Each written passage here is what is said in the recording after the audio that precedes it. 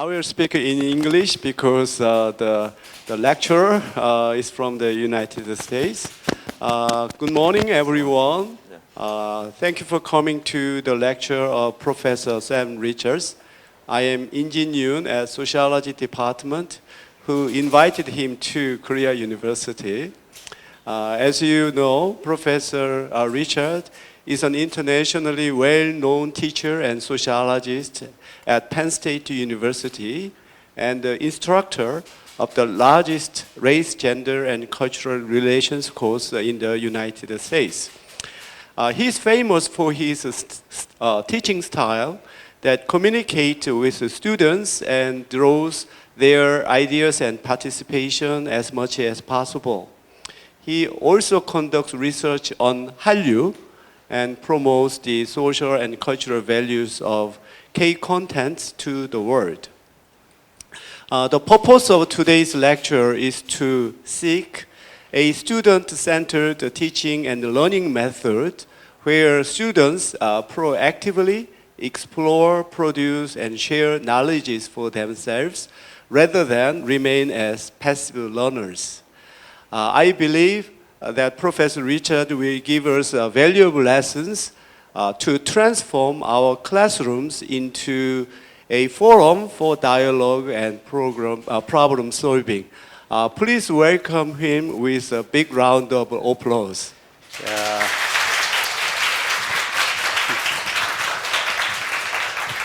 Thank you. 안녕하세요. I'm really honored to be here, and thank you for inviting me. It's my honor, and thank you for coming also. So I'm going to just talk about teaching today. So not content. I mean, you'll see some content because I'm going to show a couple of videos, but I really want to talk about teaching. And what I want to say, or how I will say, I'm going to introduce you to my style of teaching. And it is one of many different styles. I have this idea that I think it's important that there are lots of pedagogies and methods and ways of doing this communication between the person standing up here and the people sitting where you are sitting. And I think all the different styles are important, that we bring them all together. I do it one way, and I don't think that every course could do what I do, or that every instructor should do what I do.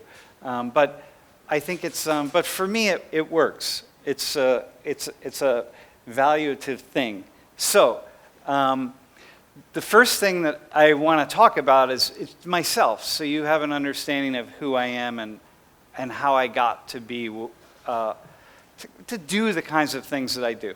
Okay, so first, this is me, and that's my father. And so first off, from a very young age, I was very unconventional.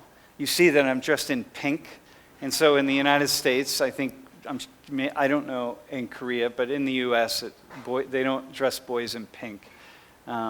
Today, we used to, though, by the way. Pink was the color of masculinity in the West. And then it changed somewhere in the early 1900s, and it became blue. But boys always wore pink, which is, again, this is one of those sociology things that, if you dig into the world, it's always more complex than we imagine it to be. By the way, I wore blue in honor of Korea University, so. And I had a doll and played with dolls. And my father was older when I was born, but then my father died when I was 9. And that really changed my life. So my father worked in a factory, and he never went to high school, although he did take some college classes, but he really believed in science and he believed in reading. And so in my life, there were always books in the house. And I didn't read them, but I saw them, and it gave me a vision of the importance of books. And but when he died, I was on my own, and I had no guidance. And so I started working. I was buying my own school clothes at the age of 13. We were really pretty poor, and I didn't take school seriously. And so I was really a C student. I mean, I really was not, and in high school, I didn't study. I was I was a bad boy in high school, okay? I won't say all the things that I did, but let me just say, I didn't ever go to jail, so I'm okay. But I didn't take school. I never looked at my report card. It didn't matter. I graduated in probably the lowest 1/3 of my high school class. And then I went to college. And in going to college, I applied because I didn't know, it was very inexpensive. I applied to the only university that I could apply to, and they let me in. And I later found out that they let everybody in. So if you had money, you could go. So it was not like Korea University, and there were no tests. And well, I should say this. I did take, we have, in the U.S., we have the SAT and the ACT, and I'm sure many of you took both of those. But I scored in the 51st percentile. So I'm above average. And really, that's for me, that's important. I want to be above average. So on many things. So I'm above average as a teacher. I'm above average as a lecturer. I just want to be above average. I don't want to be the best. I don't want to be below average. So 51 is really, really good. And so that got me into college, though. But of course, they didn't look at it. And now mind you, what's really important is that if I had been in Korea, I never would have gone to college. I would not have been allowed to go to college. I mean, I don't know, are there some universities that I could pay to get into? Are there universities that, with my grades, there's even like a small, maybe, okay, so like a trade school or something, right? After 2.5 years in college, I was a musician. I played drums, I worked, I did lots of things. After 2.5 years, I was still a freshman. And I was on probation because my GPA in college was 1.9. And mind you, I liked to read. I was a reader. Like in high school, I would skip school and I would go hide in the library, and I would skip classes and I would go hide in the library and I would read. Because my classes were boring and not very interesting. They probably were interesting, but I didn't understand how to really learn. And so, but I would sit in the back of the library and I would read. And I read all sorts of books. I would go to the library as a kid, and I would bring home a stack of books like this, and I would read them, and then I would, go get another set of books. But my grades, I got C's and D's, you understand. I think, I don't remember because I didn't look at my report card, but then one day, I was 20 years old. I had transferred to what we have as a 2-year college. And I said, well, I'm never going to get a 4-year degree. Maybe I'll get a 2-year degree. And I had already started a business, and I thought, like, maybe I can just have something, right? I have 4 classes. I stopped going to 3 of them. I had 1 more class. And I said, if I stop going now, I will never go back to college. This will be the end of my college possibility, right? And so I was on my way to class, and I saw the library, and I said, I don't feel like going to class. And I went in the library, and I started looking up and down, and this is what I would do. I would go to the library, and you should try this sometime. On a Friday night or a Saturday night or some night when you would normally be out with your friends, go to the library and just spend time just looking at books you would never look at. And it's magical. And so I was walking around and I saw something, and I pulled it out, and it was a journal about prisons. And I started looking at it. And for the first time in my life, I said, I think this looks really interesting. Like, this is really, it's just something clicked. And I said, I could do that. And I walked over to the wall, and there was a phone on the wall, and I picked up the phone, and I called the social work department because it was a social work journal. And I said, hey, can I speak with somebody? And they said, Yeah, come over right now. So I went over, I signed up for social work, for sociology and social work. They were together at the time. And that next quarter, I was going to start all over. So I didn't go to class. I went home. I told my bandmates, because I was in a band and we were playing all the time. And I said, I'm quitting the band in 5 weeks. I went to my work and I said, I'm quitting work in 5 weeks. And I became a student for the first time in my life. Like, I did nothing but study. I would go to the university in the morning. I was a commuter, we say. And I went to the university in the morning, and I would stay all day and all night, and I would read in the library, and I was getting C's because I didn't have skills. You know, I couldn't write, but I could read, and I was a really creative thinker because I was reading. My whole life I had been reading books from all over the world, but I didn't have skills. I didn't know how to take a test, and so mind you, the 51st percentile, I didn't know what that test was. Someone said, you have to take this test. And I showed up one morning, and I'm not going to say or deny that I might have been hungover from drinking the night before, but I just said, that's just what happened as a hungover 17-year-old, okay? So it's not that I wasn't smart, but I didn't know how to take tests. And so, but one day in one class I got a B. And I said, oh, a B. Okay, I can do this. And then I kept working and I got a D and a C and then I got an A. And I said, it was the first A I ever got in my life. Except in high school I got an A in typing. So I'm really good at typing. And and then I just kept going. And I woke up. I mean, I said, I am going to understand the world. And this is all I want to do. And so I became a student. Now, mind you, so I was now 20 years old. So again, understand, if I had been in Korea, I wouldn't be standing here today. And so that started my journey. And I've never stopped. And the good thing about me, or good thing about this journey, is that I meet many people, many young people, who by the time they get into my classes, and they're really good students, but they're burned out because they have spent their entire lifetimes working so hard, like every student in this class and every professor, but every student, you have worked so hard to get here that at any moment you're on the edge of being burned out.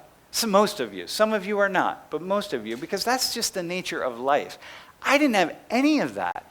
So when I started at 20, I had so much, my muscles I hadn't used anything. I was ready, and I'm still in that place today. I wake up every day, and I can't wait to open up my computer, start thinking, planning things out. I mean, it is just a glorious experience. So anyway, I finished my undergrad. Where I did my undergrad, remember, it's a university that had to accept me. It was the only place that would accept me for my master's degree in sociology. So I changed from social work to sociology. And by the way, I did it because I took one sociology class. It was social psychology for the sociologists here.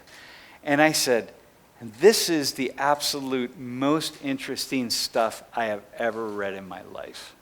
Because sociology teaches us about the invisible strings that are shaping our lives in the ways that we don't see. This is the sociological imagination. So we're like puppets.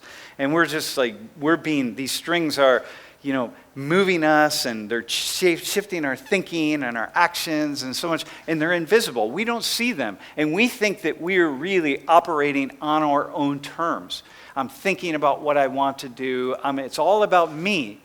But the truth is, what sociology teaches us is that these strings, they're organized in very complex and fascinating ways, according to our culture and our class and our gender and our sex and all these things around us. And that that they're not only shaping my behavior, but they're shaping the behavior of everybody else who's in this kind of group that I'm in. And so I started learning that in social psychology, and it was the first time in my life I realized I'm not in control entirely. And the degree to which I think I'm in control, I'm really not in control. And so that awakened me. Come on, you think about this, right? When somebody comes along and tells you that something is shaping your behavior, and you don't even know what it is, and you can't see it. That makes you really curious to say, well, what is that?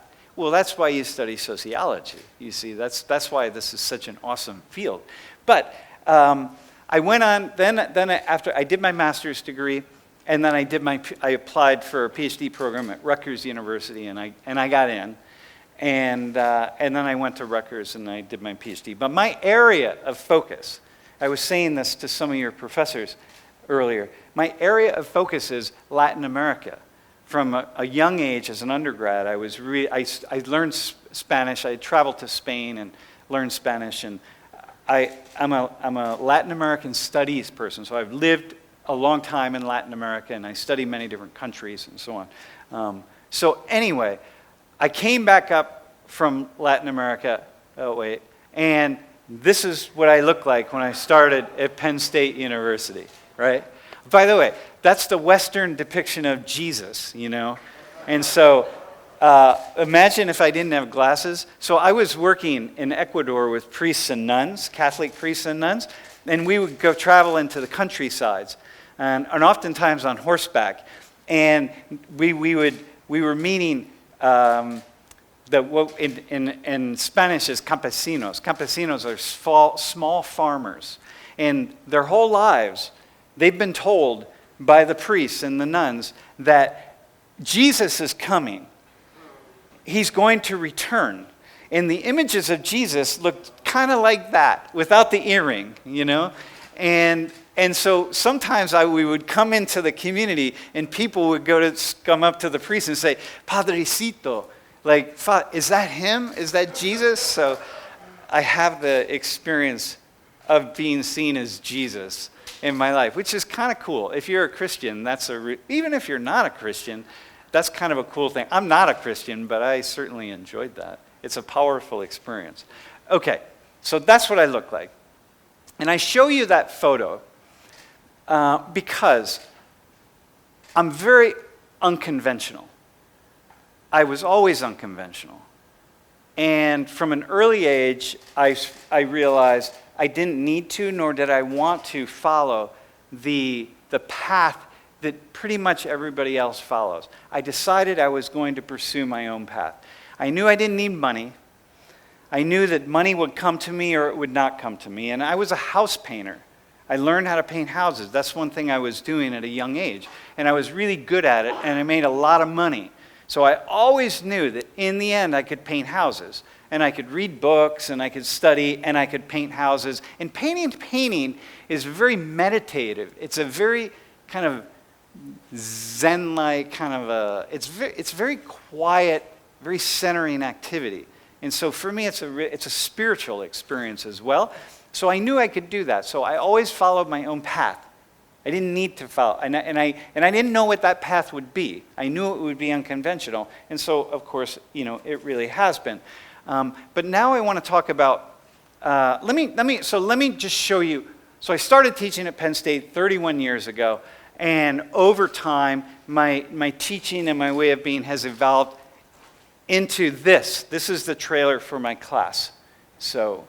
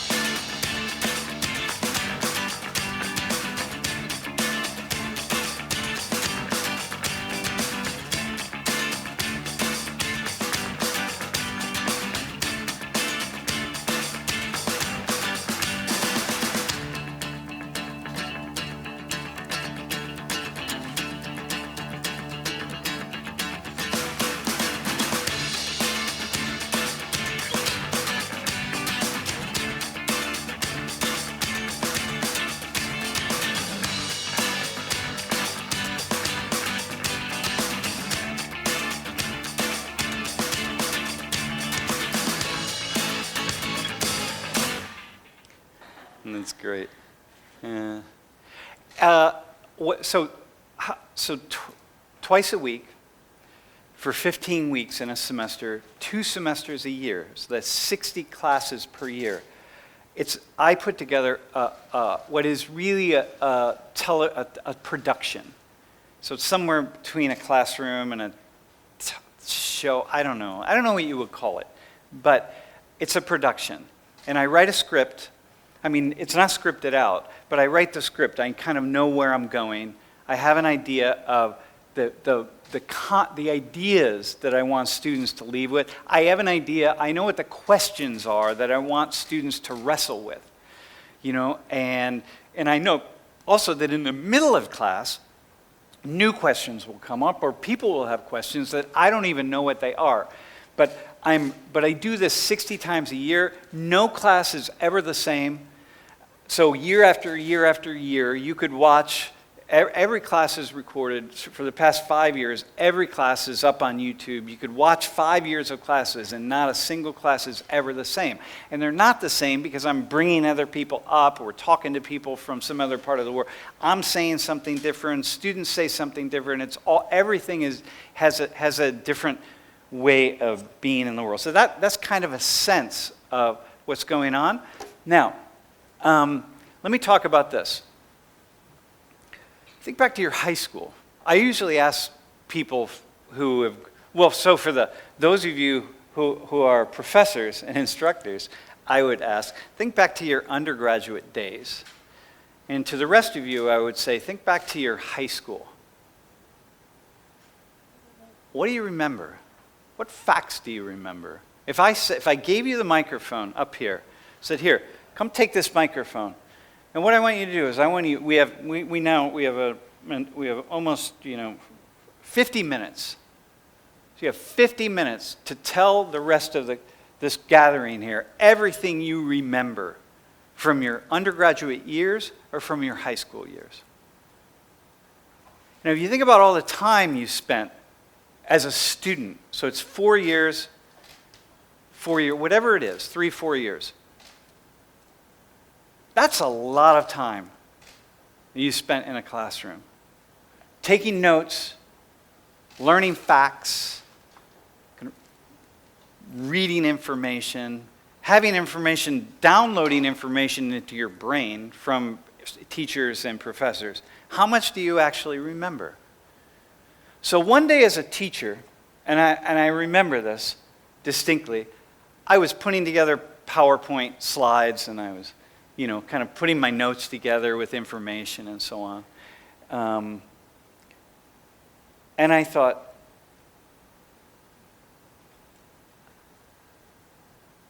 my students aren't going to remember any of this. And I said, what am I doing, right? Like, what am I doing? Now, mind you, this is me. Again, this is really important. I don't think my style of teaching is for everybody. I don't think my style of not being interested, not downloading or uploading, I would say for me it's uploading facts and ideas into the minds of students, is for everybody. I'm only talking about me. And I had this realization that said, I asked myself, I said, what do you remember from your undergraduate years? So I'm always putting myself in the shoes of people, in the seats of students, right? And I thought, I remember one thing. That's it. And the one thing I remembered, it's a really crazy thing. In a courtroom, when you have a jury, and you have I don't know about juries, or I don't know about this in Korea. In the U.S., so we have juries. So maybe there's 10 or 12 people who are going to decide the case for whatever the case is in a trial. And you go in the courtroom and you sit at usually it's a table, and it's an oblong table, like the size of this panel here. And there's, let's say, 12 seats around it. And I had this class, and it's really interesting that I'm telling you this. I don't think I've ever told anybody this. And this person studied juries. And he said, if you're ever on a jury and you want to be the spokesperson for the jury, sit at the end of the table.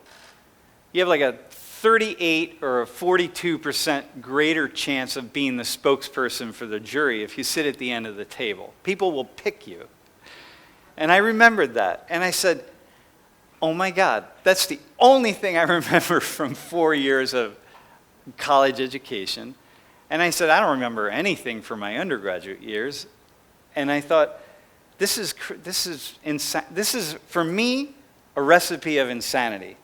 Like, why am I doing this? And so I decided in that moment, for me, once again, this is really important. I think there are many classes in which it's very important to give information, whatever it is, it doesn't, but not for me. And I said, I'm done. I'm going to teach sociology differently. And so I go into my classroom and I say, hey, if you want facts, you have these things.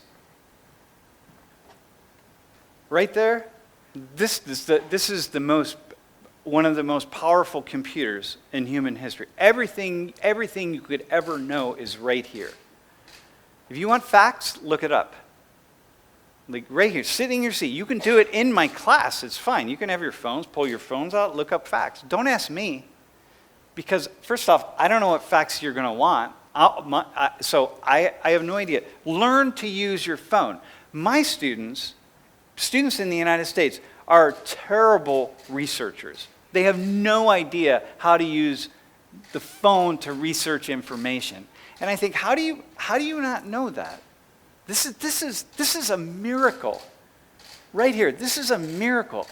I spend at least 4 hours a day on my computer or on my phone looking up facts and information because this is what I do for a living, So I think, oh my God. So I tell my students, if you want facts, look it up on your own. But that's not my job. If you want information, if you want definitions to sociology terms, look it up on your own. I teach a class on racism, like race and ethnicity and culture. My students never receive a definition of race, ethnicity, and culture. Because there's so many definitions out there. I say, if you want one, look it up. You could read for weeks about definitions of those three terms. I'm not going to waste time with that. We have other things to do. In memorization, I said, okay, you're not going to remember anything from my class. Here's one thing that happened. For quite a number of years, I would leave class and I would see my students, like walking across campus or something, and a student would say, hey, that was a really great class today. And I would say, oh, what did you like about it? And they would say, well, it was just really interesting. I said, yeah, okay. But what did you like? What was interesting? Well, the stuff you were talking about, when you were talking about the way human beings live and, I don't know, in urban versus rural, and then they mumble, and I say, well, what about that? Well, and I realized after years of trying to get from students, extract from them something that they really could remember from my class, 5 to 10 minutes after it was over, I got nothing. And then not only that, the most disturbing piece was that I teach very highly controversial subject matters. So if you ever watch any of my videos, and I'm going to show you a couple here quickly, you will know that this is very controversial. I mean, it's not really, but I'm just willing to talk about anything. And people are often not willing to talk about everything. But for me, I am. Anything you want to talk about, we can talk about. And so I'm not afraid, because I really think that I just have a sense. I love life. I love human beings. I can go to the dark side. I can go to the light side. It's all good. But I sometimes touch in these really controversial things, okay? Students, I would hear from somebody, one of my colleagues, oh, hey, your student, I heard from one of your students that you said X in class, right? And I would say, actually, that's not what I said at all. I said the opposite of that. Oh. And then I would hear, like, another time, the same thing. And people would and always misconstrue what it was that I was saying. Misconstrue, right? So they would misunderstand. And I said, okay, this is silly. Why am I going to get them to memorize? They can't remember anything. They can't remember a basic idea that I gave. The most important idea that I would present to the class, they couldn't even remember that. So I said, this is crazy. So what I decided as a result of that, well, my job is to inspire. I'll ask you, who do you remember from high school or college, and those of you who are Korea University, KU students? Do you say KU? KU? Okay, KU students. And who do you remember? Which professors do you remember? Who? Yeah. So I thought to myself, I was thinking, who do I remember? And I said, I remember the inspirational people. I remember the people who inspired me to think. They didn't tell me what to think. They inspired me to think. And they were the ones who said, keep going. Ask a different question. Ask it a different way. Imagine you don't have the answer. Imagine your answer is wrong. Come up with another one. Keep going. Think outside the box. All the fish are swimming this way. Swim the other way. No matter what what you think, everybody around you thinks, take the opposite position and try to argue for that. Imagine that everybody is wrong constantly. And I had some professors who were so inspirational. And I would sit in their classrooms, and I would it's not that I wanted to be like them, but I wanted to be able to think like them. I wanted to think on my own terms. I wanted to come up with my own thoughts and theories and ways of seeing things. And so they inspired me to be better than what I was. That no matter what, I'm never going to have the answer to the most interesting questions of life. I will never have an answer, because the most interesting questions don't have answers. Even the basic sociology ones, we were talking this morning about just some sociology that's like you just feel it. All you can do is sort of feel the answer, but you're never going to really get there, because it's just when you think you have it, it goes through your fingers, So I thought, these are the people I remember. And I realized that's my job for my students. I want to inspire them. And I'm just going to do what I'm really here to do, and what students have been telling me since the very first class I ever taught. Students have been telling me that I do, which is I get them to think. And I used to try to research this, and I actually did a couple studies on it to pick to get into the brains of my students and say, but what do you mean I get you to think? I inspire you to think. And they'd be like, they couldn't say what it was, but they just knew that it was happening. I confused them. They left every class more confused than when they came in. And I thought, I've done my job. Because if you're confused, you got to go figure it out. Now, you don't have to. You could just turn your brain off. But if you're born to be a thinker, right? If you're at KU because you want to get a job and you want to make money, and then once you get out of KU and you graduate, you just turn your brain off. And I've heard this from young Koreans a lot. It's called the brain swiping, right? One student called it brain swiping. You study for an exam, and you just fill up all your brain, and then as soon as you take the exam, you swipe it clean. You wipe it clean because you have to fill it up again for the next exam. So if that's your life, then okay, that's fine. Then go do your thing, and get your job, and turn your brain off. Life is very difficult, my friends. When you get to my age, if you think it's difficult now, wait till you're at my age, and you have lived a life, And you have to ask yourself, did I live a good enough life? Did I live the life that I was supposed to live? Did I live the life that really brought my potential to the surface, right? But if the way to do that is to kind of turn your brain off, just get your degree and do what you have to do and move on, then that's really wonderful. But if you're a thinker, and you're born to be a thinker, that's a different story. That's far more complex. And that's what I do, and that's what I try to do with my students. Now, mind you, I don't always inspire. I mean, obviously, I don't, but I inspire me. You know, I don't teach. Like, people think, oh, you really enjoy helping students. I'm like, no, I don't. I don't care about students, actually. Like, when I've had 60, 70,000 students in my life. I really don't. That's not what motivates me. What motivates me every time I walk into the classroom is like, I want to think differently. I want to be motivated. And I get tired talking to myself. And I need more information, and so I talk to students. That's why I bring students up to the front of the class, and I say, no, you tell me.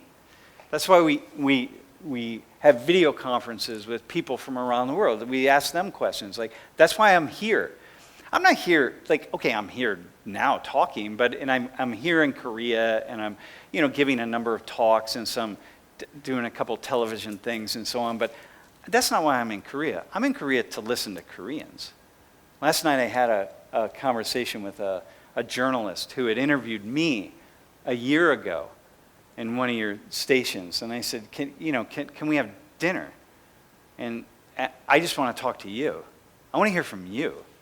I want to interview you. And she had spent 3 years living in Canada, and I said, so, you're one of those people. Like, you have something to say.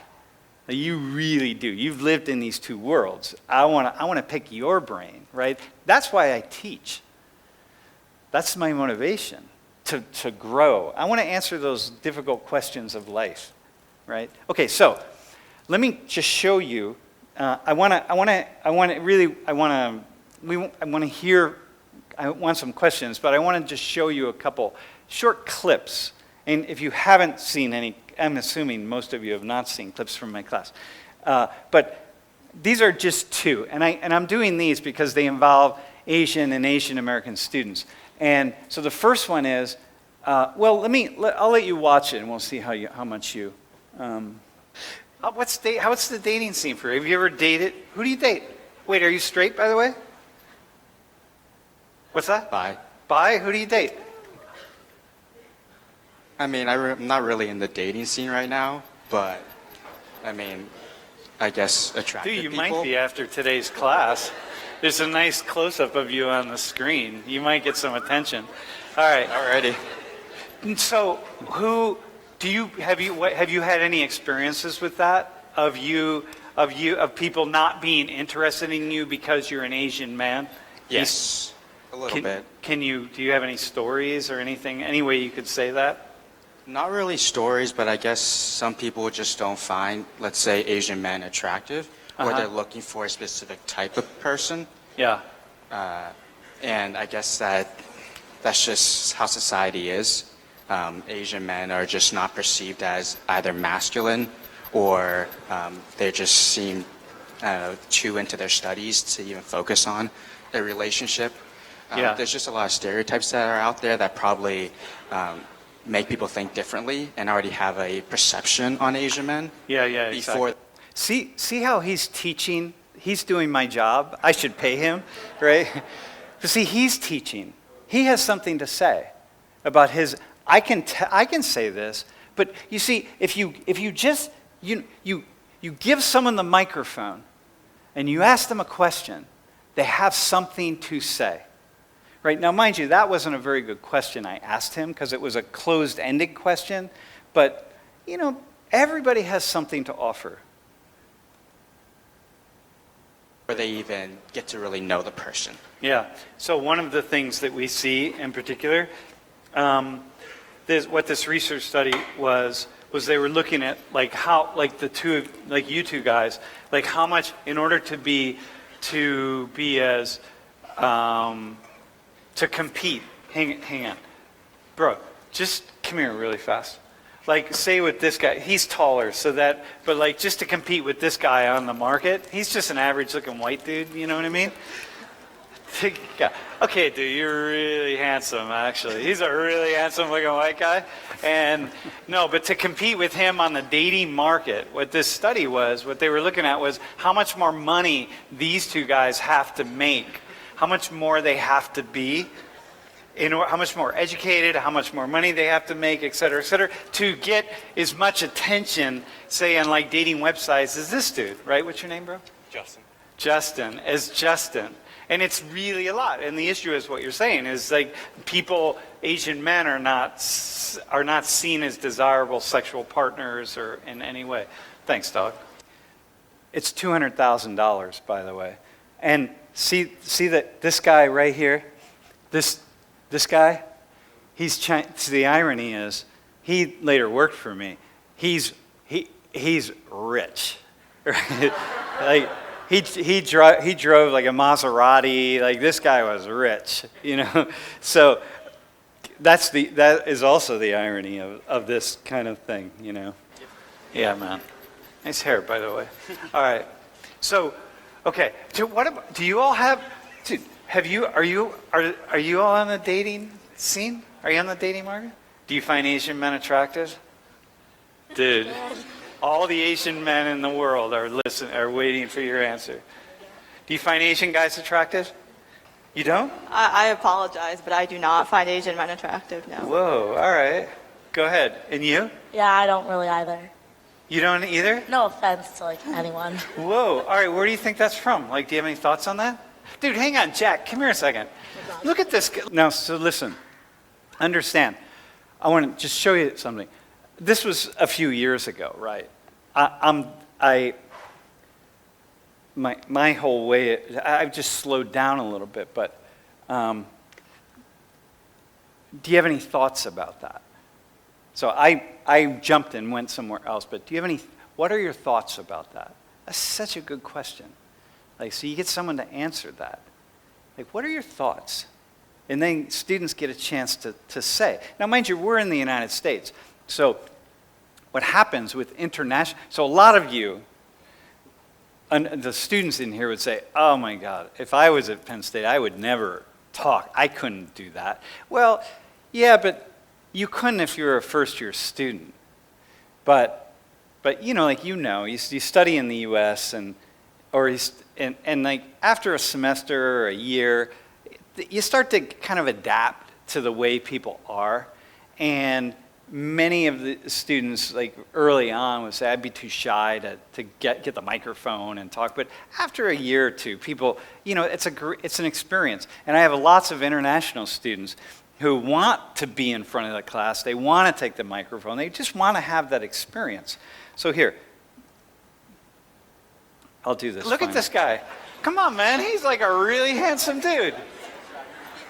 What's not attractive about him? Okay, so I think the sweater, maybe. I think what? the issue is Like he looks nice. I think the issue is that I grew up around white people, so in movies and media you portray white guys as attractive, and also as the only Asian person. Every Asian guy I've been around with, people assume they're my brother because of all the white people. Oh, right, I got it. So I don't know if it's construed from, oh, he looks like me, he could be related to me. Maybe. Yeah. Dude, I'm telling you. Do you have any thoughts on that? Do you have a thought on that? I mean, I've had, let's say, Asian girl, like female friends that pretty much just said, not to me personally, but they just said they're not attracted to Asian men. To Asian guys? Yeah. Who are they attracted to? Typically white guys, but I think that's just society as a whole. Are you straight? Are you on the dating scene at all? No. Yeah, that's because your parents might watch this one day. If you were, who would you be dating? I think I'm the only one out of everyone that's actually into Asian people. Oh, really? You're into Asian people? right. Yeah. What does that mean? What do you mean? I mean, my parents would prefer if I actually date an Asian person, so it's like ingrained in me to be like, oh, like, I should probably look for Asian boys. Yeah. So you probably should, and then it's just fine that you do. And you travel back to Taiwan a lot, you said? Yeah. So it's for you, it's more natural. All right. I think it's actually really, if I pull the next one up. Yeah. Hey, so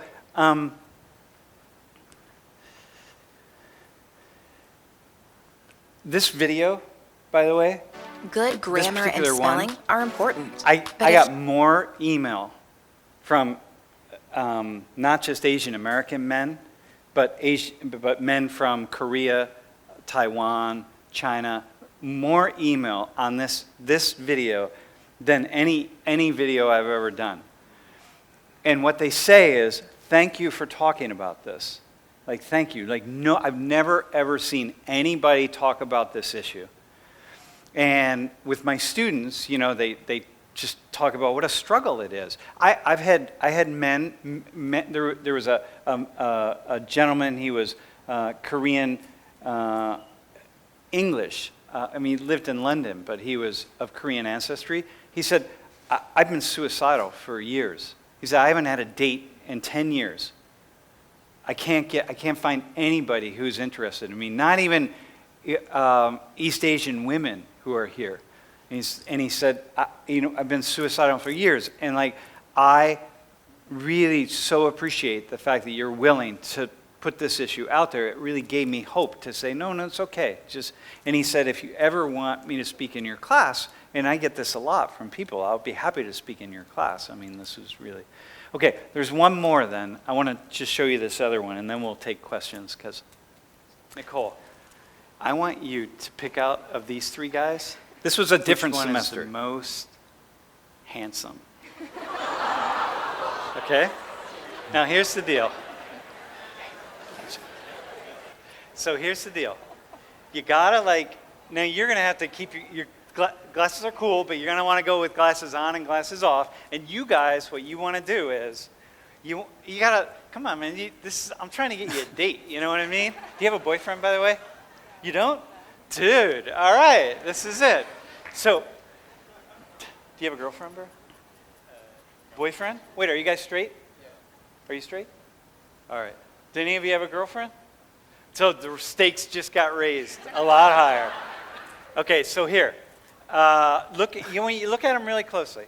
Okay, I mean, look at them. Turn to the side. Gentlemen, come on, man. I'm trying to hook you up here, right? Hang on, not in that way. All right, sorry, that's old school. So, bro, take your glasses off real fast. Okay, look cool. Be cool, dude. You don't want to stand like that. That's not cool. Just be like, you can do it, bro. No, I'm gonna help him out. You got to look at him closely. It's okay. You're like, dude. It's like you're at you're in a sorority, right? Which sorority? I can't say right in here. Yeah. Alpha. What is it? AKO. AKO. So imagine you're at your sorority. There's a mixer going on, and these three chaps show up. And you're going to go on a date with one of them, so you got to pick out which one's the most handsome. Are you guys comfortable with this? Are we good? You all right? Okay. All right. So look at them carefully.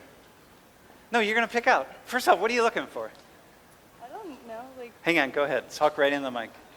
well, they're all the same height, so that's one thing they're all the same, so. They're all the same. All right. I meant by the height.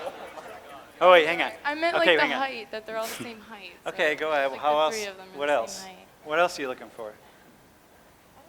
Talk right in the mic. I don't know. Hey, I'm wait, not, by the way, it's okay. You're not no, we're not, I'm not setting you up to be racist or something like that. That's not what this is. This is actually a really, really cool exercise.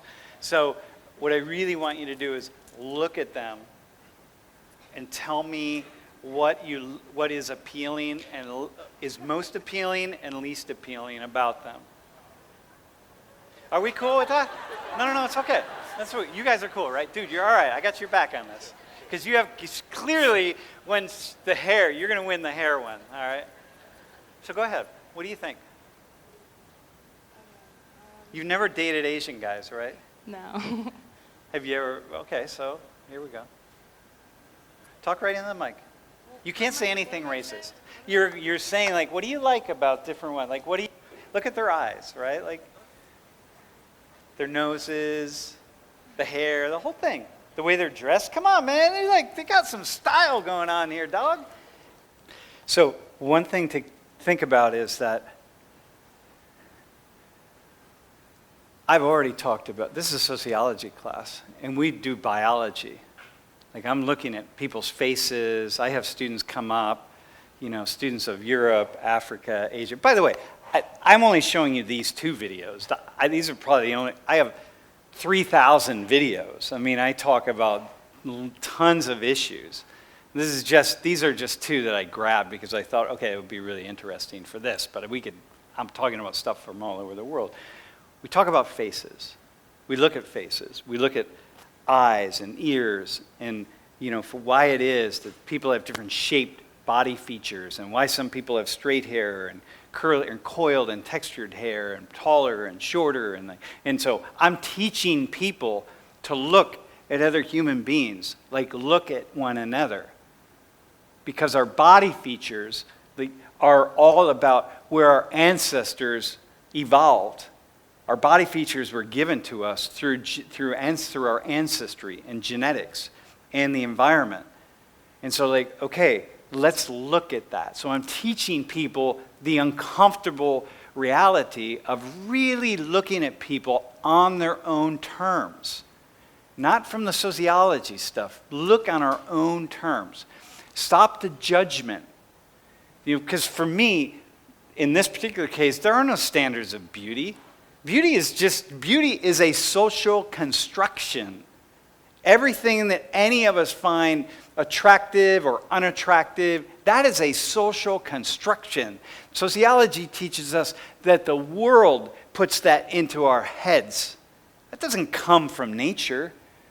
And so I'm teaching my students in the end, the lesson after this, to all of them, and these 3 guys were great, by the way, and I talked to them before class. They knew what they were getting into, but the lesson is, for her, she's never ever looked at anybody but a white man to assess whether another man is or is not attractive. She only looked at white men. She would see an Asian man, and she wouldn't even look at him. She would see a black man, and she wouldn't even look at him. He didn't even exist. The only people that she looked for as a potential mate were white men.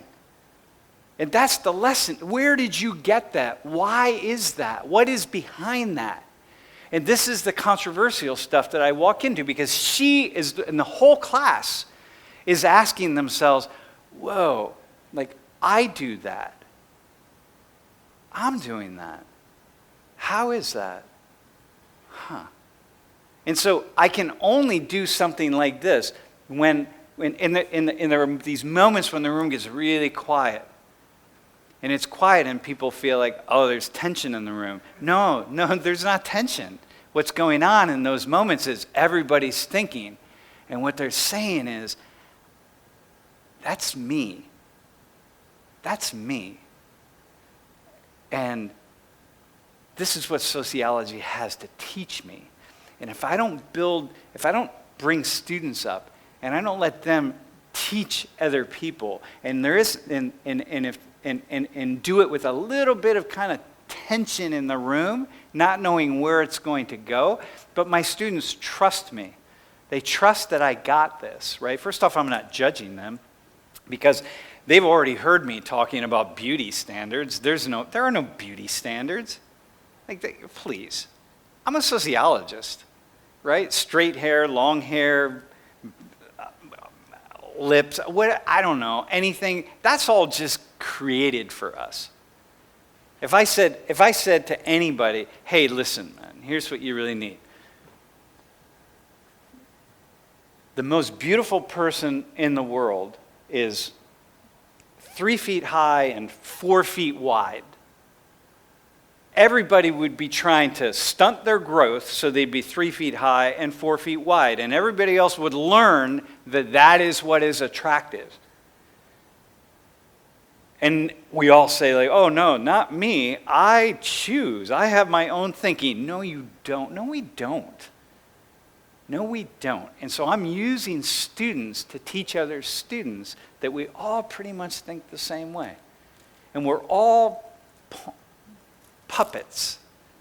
We're all puppets. And, like, that's pretty cool. And if you leave going saying, like, yeah, I got that. And by the way, this guy, the guy right here, he said some really fun things. And at the end, and a couple weeks later, he went out on a date, not with her, but with another white woman in class. And it was the first date that he ever had with anybody who was not Asian. But some white woman said, like, I got to meet that guy because he was really kind of funny and so on. So, like, I'm like, okay, there it is. Then I went to my boss and I said, hey, I got a dating game going on here. This is cool. I don't know if I have. Yeah, hang on. Fine. I'm just going to do a final. Can we just do? I'm going to say this really. No, I'm not. We're done. I'm finished. I mean, I could talk for hours, as you might imagine. But how about some questions? Thanks, by the way. Thanks for doing that. Yeah.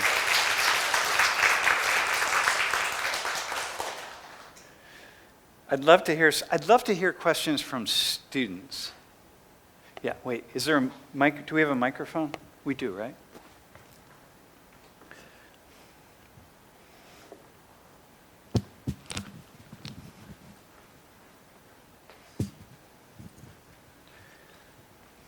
Hi. Thank you for your talk, by the way. Hold the mic really close. Remember, I was a drummer, so I have tinnitus. I have a symphony orchestra playing in my ears at all moments. So talk as loudly as you can. Thank you for your talk again, and Yeah. it was very inspiring, and I think you're good at it. And also, it was very reassuring for me because, people often tell me that a rebel like you who wears earrings and tattoos are not going to make it. Wait, hang on one second. Can you just pull your mask off and talk into it? Oh, sure, yeah. Yeah, if you could. Yeah. Yeah, people would often tell me like rebels like you who wears tattoos and piercings would not stand where you stand right now. So Yeah. that was very reassuring for me. Here's my main question. I'm a master's student here at KU, and I'm considering a PhD program in the United States, and my research question that I want to pursue is how the growing prominence of Asian and Asian American in the United States has affected how the mainstream society of America and Asian American community perceive each other, and how that affects the acculturative strategies for Yeah. Asian Americans. And Yeah. well, as you know, I don't have to explain that Korean or Asian Yeah. media has seen a lot of recognition from American society recently. And well, I'm sure you've done a lot of interviews and talks about this too. But as a teacher, as someone who interacts with his students a lot in his class, and especially Asian students, Yeah. I'd like to hear from you, what have you found different, or what have you found something special in the interactions between Yeah. Asian students and the rest of the students? Yep. So there are a couple things. One, the really rapid growth of people of Asian ancestry in the United States has taken off in the last 30 years, right? I mean, it's just it's profound. The influence of Asia first off, on the entire world. Let's face it, right? I mean, this is what one thing we're obviously seeing with Korea, but also in the United States. And so there is a greater kind of assimilation of all aspects of Asian culture. And by the way, K culture has profoundly influenced that. I mean, this is the thing that I'm known for, here in Korea, talking about K culture and the degree to which absolutely you Koreans have opened doorways in the United States that you really cannot imagine. And this is how this is the wave. The wave has crashed over, right? It's not a wave. It's actually a tsunami. You know how a tsunami wave is. It's invisible. You don't really see it. It's not like a wave that crashes like this. It's the one that comes this way. And it is profound. And so what's really important, most recently we have this, the hatred, because of COVID, hatred of Asians or attacks on Asians. And to which I want to say, and I was telling this to my journalist colleague last night, the journalists, because they have to tell a story, but I'm a sociologist, and I look at numbers. And you got 17 million people of Asian ancestry in the United States. And, the attacks on Asians went from 2,500 to 3,800. So it's almost, like 100%, 80% increase or whatever, right? But most of those attacks are name calling, and so the actual physical violence is, 300, let's say, right? You got 17 million people, 300 attacks. If you read journalism, what you see is, this is like stop Asian hate, right? Here's another story of a woman of Chinese ancestry attacked with a club by somebody in San Francisco. Okay, well, that's a problem, right? But 300 out of 17 million people, it's like this. This is the beauty of sociology and numbers. You got to put numbers together. It's like flying on an airplane. The airplane isn't where you're going to have a problem. It's driving in a car to the airport. That's the dangerous part of your trip.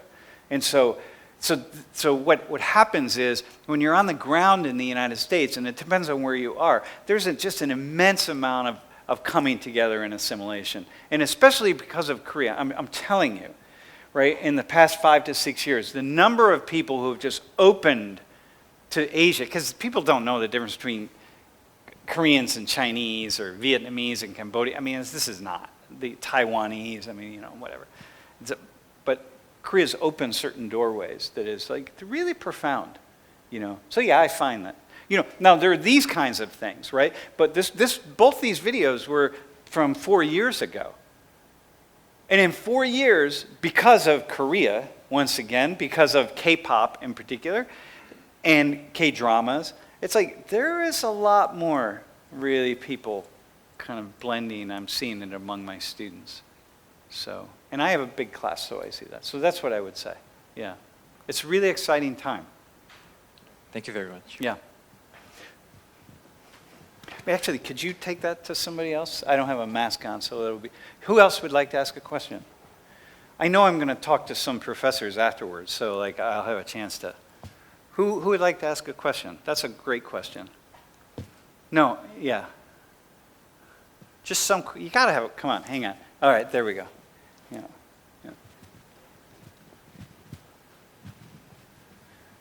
No. Same thing. If you could just pull the mask aside, because I can't hear otherwise. Yeah. Okay. Yeah. First of all, thank you for your lecture. And my question is I think student participation is really important, especially in your class, right? So, and the asking a question is always kind of problem with me, because it is really hard for me to ask a good question, and how can I ask people about great things? Yeah, kind of that. So I want to hear from you about a question how can you make a good question, and what do you think that good question are? Oh. Yeah. Oh my God. See, this is students. You got it. That is a brilliant question right there. You just asked one, right? And what did you say? You know what you say is you said how. How do you ask a good question, right? And how opens me up to, I can answer. Now, once you put it in, I'm here, I'm on this big stage, right? You ask how. Now, how? I can go over here and answer. I can go here and answer. There are so many ways I can answer that. And a good question is one that offers people the opportunity to answer it in a dozen different ways.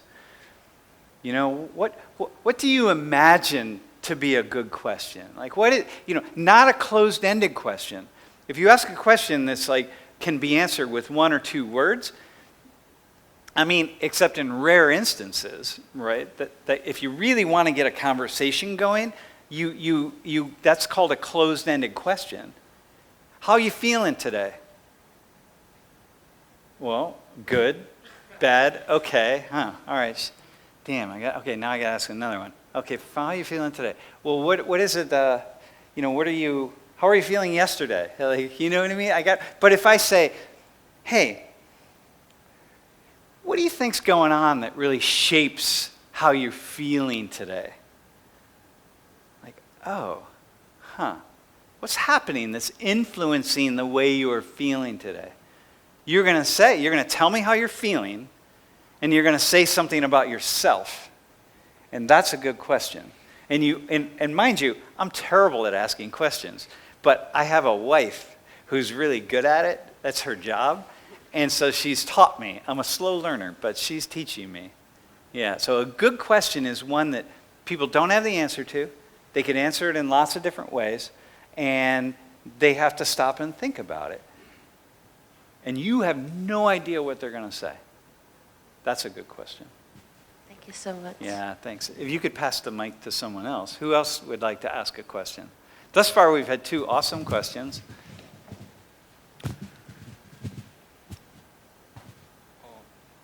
Hi, I'm undergrad students from Sociology department, and I think the Korean university education is really bad at like student-based learning because I think that's on the role of university education in Korea, because people recognize university as like rites of passage other than like fields of education. Yeah. So it's really kind of hard to let students to really learn the like learning method. So as a student, I need many courage to learn. And what's your advices for our students? Okay, so the first thing I guess I would say is, first off, it's not that different in the United States, okay? Really, your system here is really not that different than my system. Most teachers in my university teach the way most teachers teach here. Most students are the same. Most students, they expect to go in the classroom and take notes, and then they, the whole thing. I mean, this is what it is. I think if you're a student, and you have this feeling that I want more, like I just don't feel, I feel like there's something else, there's something calling me.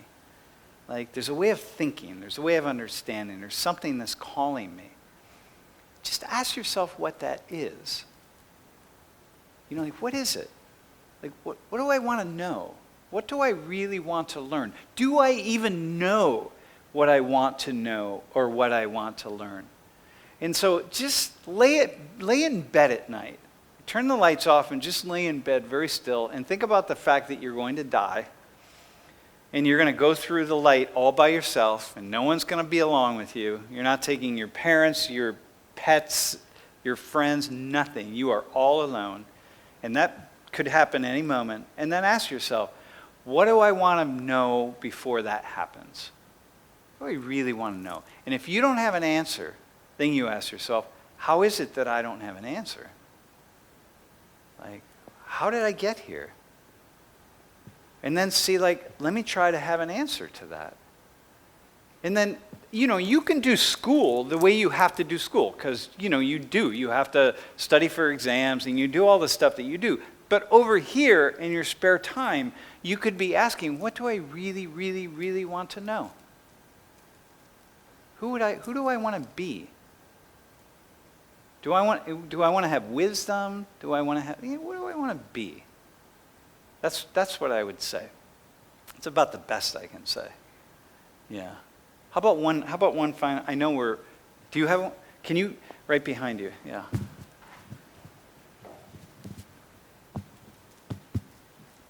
Heart is really pumping. Wait, just pull your mat. I hate to keep asking. Oh, okay, thank you. Yeah. Thank you, Professor. It is very honorable to me to take a lecture from you in this KU. The thing that I want to ask, I understand your lecture, Professor should not be defined as a teacher for giving information. Not also, Professor defined some kind of accelerator in the human resource. So, but in Korea education system, there are lots of some kind of problems in structure thing. I think think about my life. I was live as some kind of class. Teacher and the lecturer fill me in the lots of things, and before the study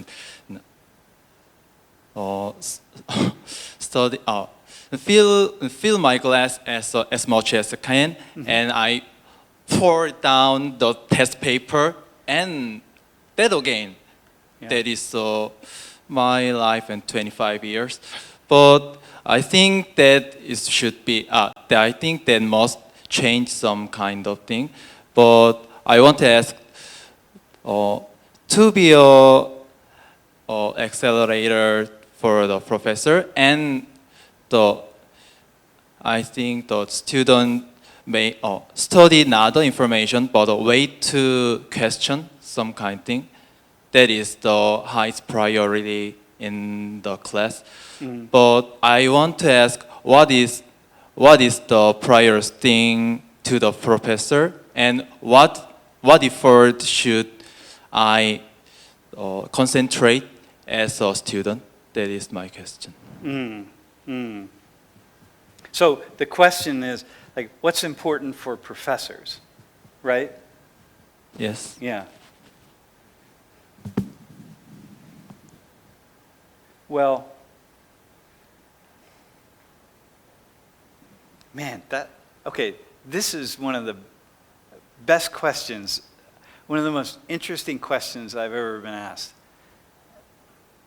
And the reason it's interesting is because I don't possibly have an answer for this. Like, this question is a kind of question that I would have to sit with for a long time to really come up with an answer. And you see, like, how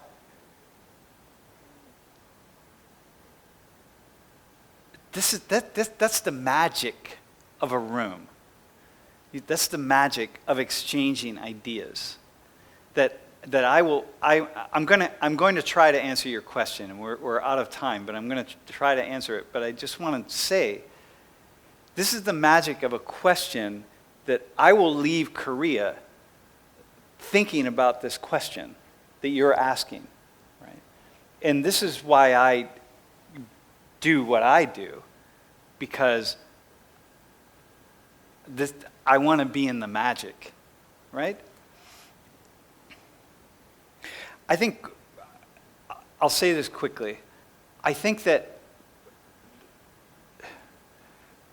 the role of a professor is to somehow scramble the minds of students in some way. Either give them something new, lay it out with information, give them something new that scrambles their mind and they take away. Or give them something that is like a bomb inside of their brains that explodes what they already think they know. So they have to go find the new thing. That's the role of a professor. And a lot of professors have the idea, and I think the role of a professor is also to not be arrogant. Because the more you learn as a professor, the less intelligent you are. Because the more you learn, the more you understand what you don't know. And it's very humbling to be a professor. And the professors who are the most arrogant are the ones who have lost an understanding of what learning is. The more you learn, the dumber you get. And that's a really, really cool thing. So I'm hoping that on my deathbed, I will be just as dumb as I was when I was 5 weeks old, right?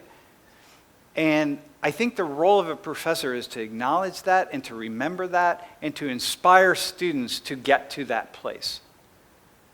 And some of us aren't really, we're professors, but we're not teachers. And some of us are teachers. And that's what the teacher does. So it's hard. It's difficult being by the way, to all the students in here, this is my last comment.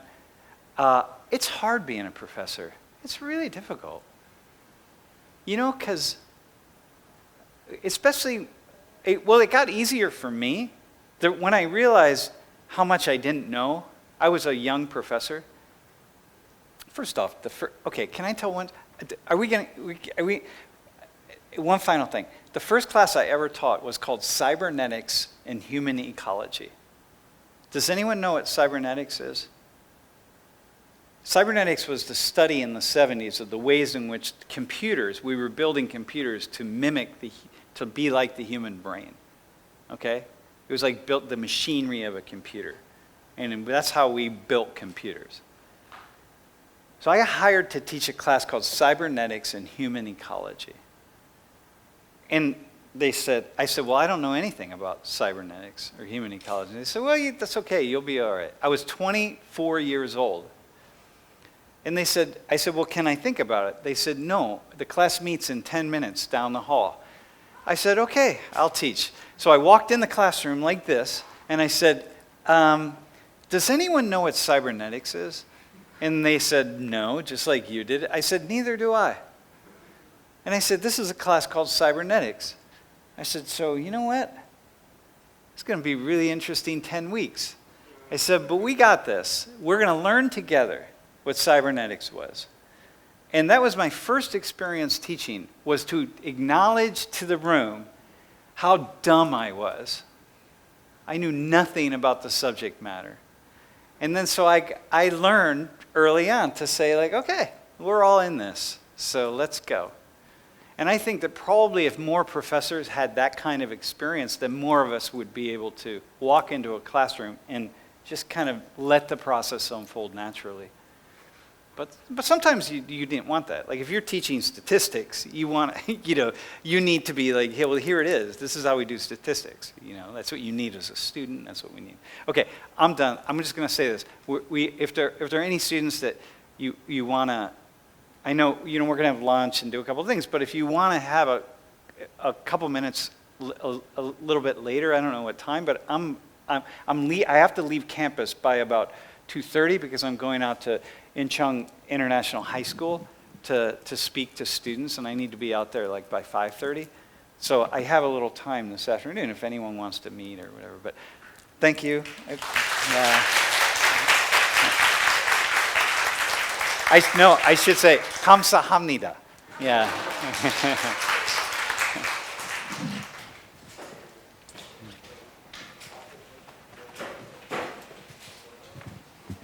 Thank you for a very interesting and inspirational lecture. So I do not want to repeat the lessons, but I think the essence of teaching is to inspire students.